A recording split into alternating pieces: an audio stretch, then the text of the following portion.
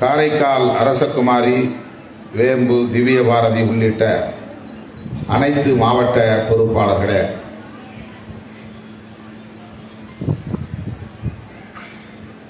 திரளாக கூடியிருக்கிற மகளிர் விடுதலை இயக்கத்தை சார்ந்த என் உயிரின் உயிரான விடுதலை சிறுத்தைகள்,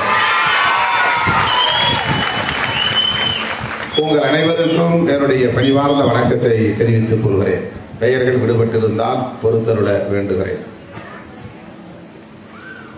காலை 11 மணியிலிருந்து இந்த நிகழ்ச்சி நடைபெற்றுக் கொண்டிருக்கிறது.